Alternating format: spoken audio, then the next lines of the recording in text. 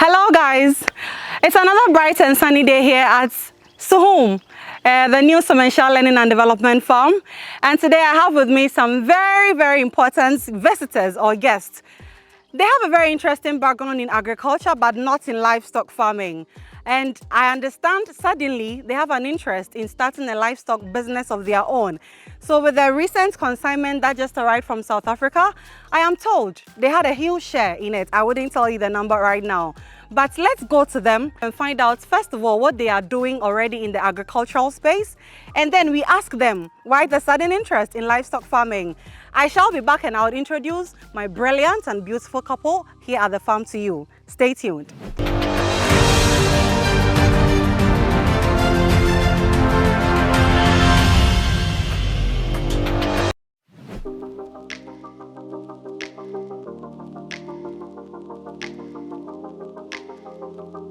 Okay, welcome back. Let's cut straight to the chase and go talk to them. Hello, Mr. and Mrs. Nuamah, right? Yes. Okay, so Mr. Nuamah, what is your full name? My full name is George Nuamah. George Nuamah. Oh, okay. And Mrs.? Tino Engana Nuamah. And I'm originally from Zimbabwe and I'm married to my lovely husband from Ghana. I feel like I should clap for them at this point. That's a Ghana-Zimbabwe marriage right there and it's beautiful. How long have you been in Ghana? Well, for now it's up to a month now, but I come and go. So where do both of you stay? We stay in the UK. Which part of the UK? Northampton. Okay. My next question for you is, I understand that you're already doing something in the agri sector. Even though farming in Africa generally is known for livestock farming because we are the go-to when it comes to everything livestock. Yeah. But we, every point in time, try to pick knowledge from all the various aspects happening in agriculture, just to learn and, improve on what we do as well. So brief us, when I say ask myself and my audience, about what you do. You never know who would be interested in what you are doing. Right. Wow, we haven't really done anything at the moment, but we are trying. We just started with Wambugu apples. Don't know whether you've heard about Wambugu apples. Wambugu apples. Wambugu apples. Wambugu apples. Yes. So Kenya. I recently went to Kenya for education, learning and things like that. So I met the ambassador of Wambugu apples, who is Kate Wambugu. And she came here on the 13th. That was the reason why I came down here to meet her, extend the education, what I got from Kenya, how we plant them, how we nest them, and then the market piece of it and everything. So you are into crop farming, which is fruit farming. Fruit farming. So we Wambugu apple. So we did Wambugu apples and we did some dragon fruits. Dragon fruit. And I'm actually going back to Kenya end of this month to get some grapes as well. Grapes? Yeah. Wow. Yeah. So that's what we have at the moment. So at the moment we are just starting building structures as well. Yeah. For the livestock. And our plan really is to get, because I followed you on YouTube. Thank you. Quite a lot. Wait, pause right there. She followed us on YouTube. She still does actually quite a lot. And so if you are just watching us, this is your first time, this is Farming in Africa channel. We are your go-to channel for everything livestock. But of course, we are interested in knowing what's happening in other parts of agric as well. They just introduced themselves to us as lovers of fruit farm. She mentioned Wambugu apple. That's in Ghana, do we call it Wambugu apple? Yes, it's a brand on its own. It's Wambugu, crunchy, very sweet. Listen, let's go Google what Wambugu apple is. As she is telling me Wambugu, W-A-M-B-U-G. I got it right. Wambugu. See, that's the beauty of the African language. The way you hear it is likely to be the way it's pronounced. We've done coconut. Coconut? Yeah. We planted some coconut, and in our farm, we are not going to do livestock alone.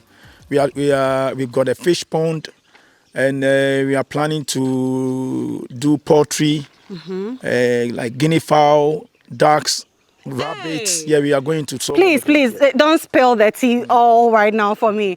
Listen, this interview is going to be very mind-blowing. So I need you to continue to just follow us. Stay tuned. I was saying earlier that you never know where you would get some epic idea from that would, eventually transform things around for you. If you are watching us for the first time, like I said, this is Farming in Africa channel. We are your go-to channel for everything livestock, but follow us because every now and then, we bring you what is happening in other parts of the agri sector as well. If you're already a subscriber, thank you already for following us, but you know what to do. If you don't hit the notification button, you would miss an interesting episode like this, where we have a beautiful woman all the way from Zimbabwe, married to a handsome man from Ghana, but traveling to Kenya. See, it is cross all over Africa. Just continue to follow us so you never miss any updates to bring your way. Let's go back to them as they are carrying us on their journey from how they are moving from fruit farming basically into livestock farming. Yes, over to you, sir. Yes, like I was saying, we are trying to do in our plan, we want to do like a modern farming. Livestock will be there, fish pond will be there, coconuts will be there, and we will make the farm looks like people can come in there to have their rest. Because we are planning to build chalets in the farm. So when you come, you point your fish, we'll catch them for you. We put them on fire. Yeah, here in Ghana. We'll put them on fire for you. If you want coconuts will be there. We are trying. In our mind, we want to make it look like a place that people come and study. But we've just started. Wow. Please, can you promise us that when everything becomes ready, you wouldn't forget to send us an invitation? Oh, definitely. All right. So I understand, obviously, your love for agriculture is obvious, it's evident. And so suddenly, it's like you're moving, like Mrs. was saying, you're moving from crop into livestock. Why livestock? Wow. I personally have got love for animals. My father was a farmer, so he used to do pigs. Okay. And he was a farmer as well. He used to do cotton and supply cotton marketing board in Zimbabwe, in Mutare, where I'm from. Okay. So actually, it wasn't really recently. It wasn't until recently when I realized that when I started following you, and I said, actually, it's not just about it's one making money. Yeah. Obviously. And yeah, you're right. And also, that farming you never ends. Okay. It's development after development. So we saw that at least let's invest in this. Yeah. And I think. And you convinced Mr. Yes. And Mr. says, why not? Yes. Because when I started watching you, I was sending him the videos. Okay. Look at this. Okay. It's happening in Ghana. Yeah. Look at this. I knew about the Boer goats. Okay. From Zimbabwe. Yes. But I've never known that they exist here in Ghana. Wow. So my plan actually was to go and do it in Zimbabwe. And when I started following, I said, actually, you can actually do it in Ghana. You see. So let's follow them. We try to ring Fred. Apparently, you can't get hold of him. So I decided to come down and so here we are. So we are also here to learn because at least you are the one who are doing it here, who brings them from South Africa, and then we are here to learn. We are here to learn. On that note, let me advertise the Sementia L&D farm to you as an authentic source of getting your exotic breeds of goats and going forward other livestock as well, right here in Ghana, West Africa. She's from Zimbabwe. She's been watching our videos and she never knew that she could get Boer goats in Ghana till she heard of us. That, we can actually give her some because we import all the way here. And so she found us, and like I mentioned to you, we just got a consignment that arrived from South Africa a few days ago.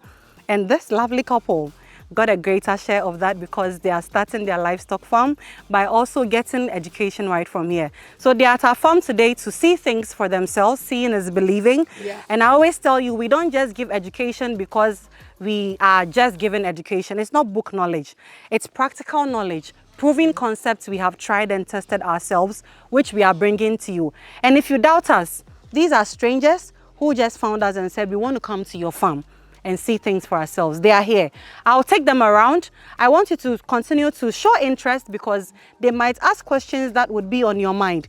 Even if they don't, listen, put it under the comment section and then we'll do our best to answer for you. Don't forget to like and to share as well. Follow us as we go around. Mr. and Mrs., I would want to start from here because I have something for you. All right.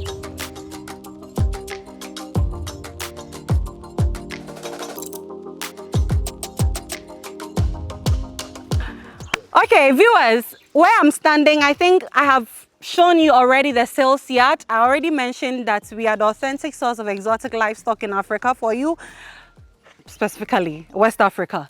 And so with time, when everything is full here, we are going to source good breeds of livestock. And this is the sales yard because Fred has mentioned that if you are a beginner and you go out there to the market to purchase your animal to start the farm with, that alone means you are starting on the wrong foot. Most farmers would only sell out their animals who are weak, who are ill, who are just about to die at the market for consumption. So you are going there thinking you are getting good breed to come and start a breeding program with, only to go and buy a dying animal. You might even buy an animal that can't even conceive. That's waste of money. But here the goal is this yard you are seeing, when everything is set, we would source good genetic breeding stock and keep them here so that people no more go to the market to buy animals to start their farm with, but they come here and they are assured that the goats I am buying, the cattle I'm buying, even the pig I'm buying, I am assured that it can produce for me and it is not sick. Deal? Yeah. Good. Where I'm standing, viewers, I want you to take notes because it's an interesting secret I'm going to share with you. You've heard us talk about the Sementia grass a gazillion times, yes. But did you know that if you want to expand the cultivation of Sementia grass, it's not just the seeds that you can use to expand. So we have planted some over there in Brekum. You knew we had a whole whatever to cultivate it. And then after setting up the sales yard, we realized we have some extra land here. So we decided why not maximize the pasture? Instead of letting these animals go all the way to where the pasture is to feed, we can actually plant our own pasture here and feed them. And we decided that this time we won't use the seeds to plant. So we moved to our pasture and uprooted the mature Sementia grass, the ones that are already grown. So you see their sucker. I don't know if the camera can show you a close look of it. We uprooted their sucker and then we replanted it. But the trick here is that when you uproot, try and plant it as soon as possible because it's still a living item and you don't want it to die off. If it dries off after 3 days, you plant it and you wouldn't get anything. So we planted our suckers and see, this is a living proof. Yeah, this work we play with sun. That's the love of our Greek for you. So don't mind me touching the plants and all. So see, this is a clear proof. This is a sucker we planted. And that is the beautiful Sementia grass growing. Very nutritious as well. So that's one trick for if you want to cultivate or expand the cultivation of Sementia grass. Okay. This is our sales yard. You're welcome. So question. Sure. Yeah. So at what point do you have to plant them? Do you start drying them? Because those, I can see that those are dry. Yes, ideally they don't have to be this dry. Okay. We actually, when we relocated or moved from Brekum, we had a lot there. Yeah. So we decided to uproot some of the suckers and bring them here. Okay. Regardless how maturity they are, it's at a certain stage. It's mature enough. Okay. So the ones we uprooted, they are mature enough and the suckers are big. So sometimes you can even divide the suckers. Because sometimes it's like triple of what I'm holding. Yeah. So you just look at the roots. This should give you an idea. Yes. So you're able to separate it and then you immediately plant it. Okay. That's why I said when we uprooted ours, we brought it here, I think it was a day's journey. So it was still alive when it came and then it's growing. Those that dried off, they didn't survive. Okay. Right. Yes. So we try to show everybody everything. We don't just show you the successes. We show you the downside as well. Okay. So that is it, viewers. For those of you who want to expand. A question. When you are planting the seeds, how do you space it? So how do you space? It's just like how you plant corn, basically. People use their discretion sometimes. So a lot of other factors also contribute, fertility of the soil and all of that. If your soil is that fertile, why put a lot of seeds in a hole at the same time? I've known people do that because it's like a gamble. I don't know if it would grow. But here the soil is very fertile. So you can put like, I think 4 seeds. Yeah, that's what we were told, yeah. So another question. So when you plant it, you have to water them? Do you have to Yes, water that's them? why we usually market it a lot during the rainy season. Okay. Where people don't have rains, they irrigate it and it does well. Yeah. And then the manure, any manuring. Yeah, so Fred mentions that it accepts manure, but if your soil is fertile, this is a very hardy grass. That is why we tell farmers that plant it so that in the dry season, you wouldn't be found wanting. It's very hardy, it's drought resistant. So usually when the soil is fertile, leave Mother Nature to do its thing. Okay. It would work for you. Yes, I would show you the other side where we planted with the seeds and they are doing equally well. We will start planting ours maybe this week. Yes, as the rains have started, it's the best time to plant it, sir. Yes. And on that note, see, save time and labor cost by getting yourself a seed planter. It's like playing on the field. It's a machine, you just move it around and then it spaces for you and you can calibrate the number of seeds it has to plant for you and you just move it around. I saw you advertising it here. In your shop. Yes, we use some and that's why I have the confidence to talk about it as well. Thank you for being on this trip with us. There is something, a structure that's at the introductory part, I believe you saw behind us. And I don't know if you are curious like me, you're probably wondering what is it because in my previous updates, that structure was never showing. My dear couple, please come, I'm doing this with you today. So this L shape you are seeing, it's also part of the structures that welcome you when you come to the Sementia L&D farm. It is our feed solution center.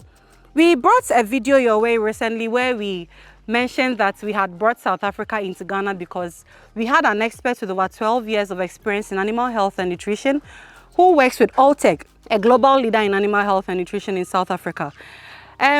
They've helped us a lot when it comes to specializing or formulating. It comes to formulating specialized feed to meet the various nutritional requirements of our livestock. And because we are all about having a sustainable farm, we've established this, what we call Livestock Feed Solution Center, to be able to produce our own livestock feed and to be able to produce our own hay as well. So this structure, I believe Fred will talk more about it.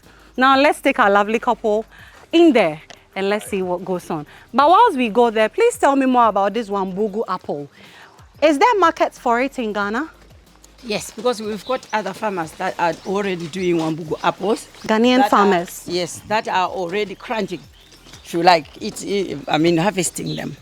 Wow. Yeah, so we have some in Kumasi.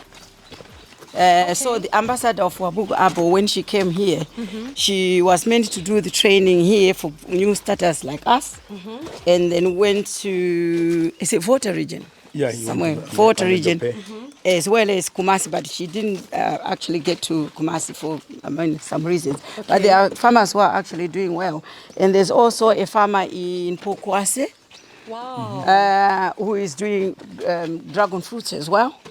Doing really well. He doesn't have a lot of Wambugu apples, but it's the ones that he has are doing really well. I have a question on the Wambugu apples. As a Ghanaian growing up, we've been told that apples, because they do well in, is it the temperate zones, the cold zones, I stand to be corrected.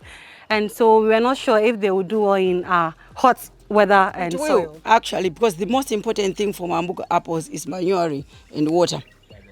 And you can see already that you've got a lot of, green vegetation, which exhibits that there's water, enough water. So we only need water and manuring and actually looking after them.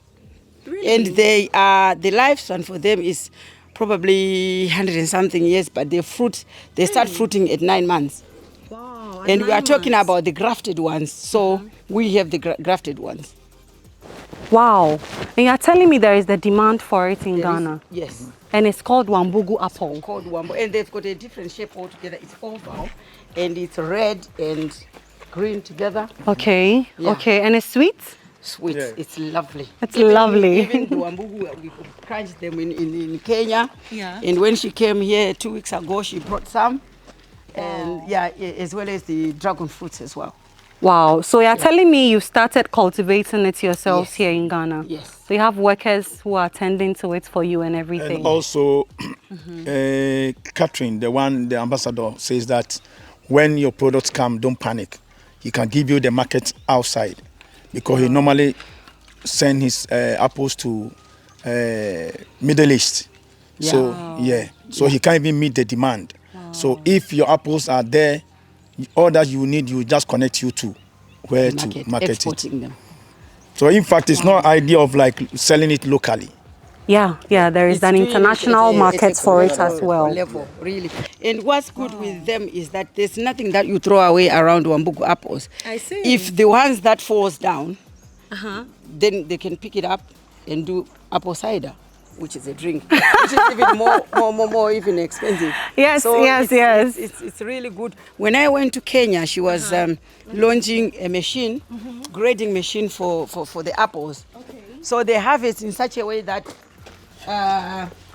they can't even meet the demand all in Kenya alone. So they have a grading machine, a very big machine that washes the apples, grade them into grade 1, B, C, D, E, and things like that according to the cost or whatever.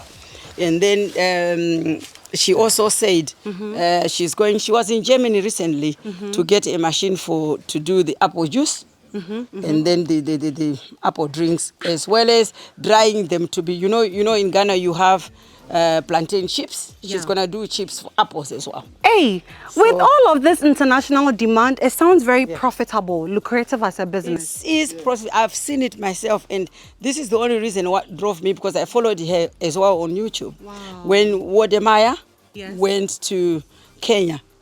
So remind me again why you are interested in livestock farming. You want to get all the money in the world.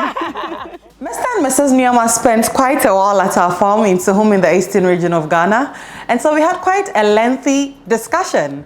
It was very insightful. We would want to bring you part 2 of this very video, and please be on the lookout for it. Next week, actually, I wouldn't want you to miss it, because like I always say, you never know which part of the discussion would provide an answer to a question you are in need of. Please be on the lookout once again for part 2 of this video with Mr. and Mrs. Nuamah, whose love for fruit farming is now transitioning into a passionate love for livestock farming. See you next week with part 2 of this video.